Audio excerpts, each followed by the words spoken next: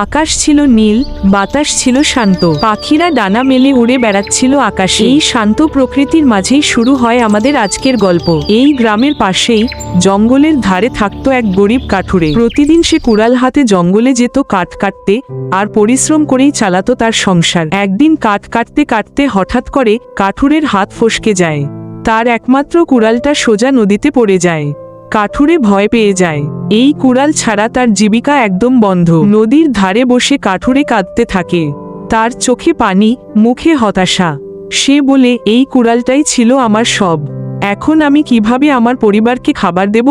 হঠাৎ নদীর ভেতর থেকে উঠে আসে এক সুন্দর জলপরি। জলপরি শান্ত কণ্ঠে জিজ্ঞেস করে, কাঠুরে, তুমি এত কাঁদছো কেন? কাঠুরে সব সত্যি কথা তাকে খুলে বলে। সে জিজ্ঞেস করে, এটাই কি তোমার কুড়াল? কাঠুরে মাথা নেড়ে বলে, না, এটা আমার না। এবার সে নিয়ে আসে একটি রূপার কুড়াল।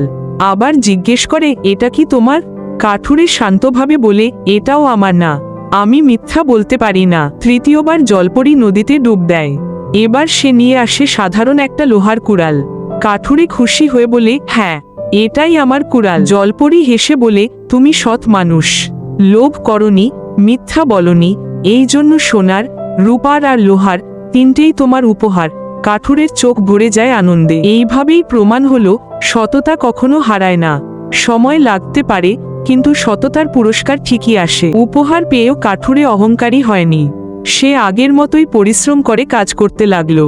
সততা আর কষ্টের ফলেই সে সুখে আর শান্তিতে জীবন কাটাতে লাগলো। সততা মানুষের সবচেয়ে বড় শক্তি। যে সৎ থাকে সে কখনো সত্যিকারের হারে না।